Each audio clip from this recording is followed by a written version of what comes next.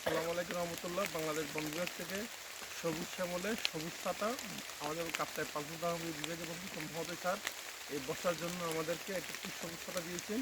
অসাধারণ ছাতাগুলো দেখেন। আমরা আজকে প্রথম ফার্স্ট বর্ষায় এটি ব্যবহার করতেছি।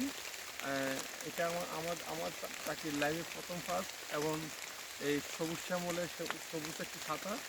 আসলে এই আমাদের মহোদয়রা যদি আমাদেরকে যদি ভালো এভাবে যদি বাসে তাহলে আমাদের আরেকটা মন বসে।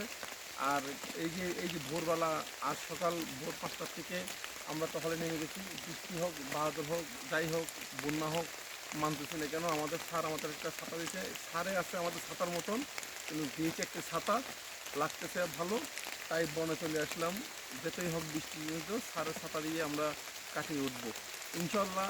বাংলাদেশ বন বিভাগে আমরা 2018-19 সালের বাগান বান্দরবন এলাকায় এখন বর্তমানে আছি, কিন্তু থাকি আমরা হিলটেক্সে, যেদি করি বান্দরবন এলাকায়। কেন আমাদের আমাদের সৌদি ম্যাপ যেদিকে পড়ছে, বাগান যেখানে পড়ছে সেখানে আমাদের অবস্থান। এখানে আমাদের একটা বান্দরবন এলাকায় আমাদের অস্থায়ী ফাঁড়ি আছে। ফাঁড়িতে 3-4 জন আমাদের স্টাফ আছে এবং আমরা বাঙালি থেকে সকালে গাড়ি থেকে এখানে এসে এই টহলকা দেখেন আমাদের অসাধারণ বাগান। উপরতে দেখাও, উপরগুলো দেখাও, বাগান দেখাও, খুব সুন্দর অসাধারণ একটি বাগান। যারা আমাদের এই বাগানটি দেখে উপভোগ করছেন তাদের জন্য আসলে এই 2018-19 সালের বাগান অসাধারণ বাগানের যে দৃশ্য দেখেন।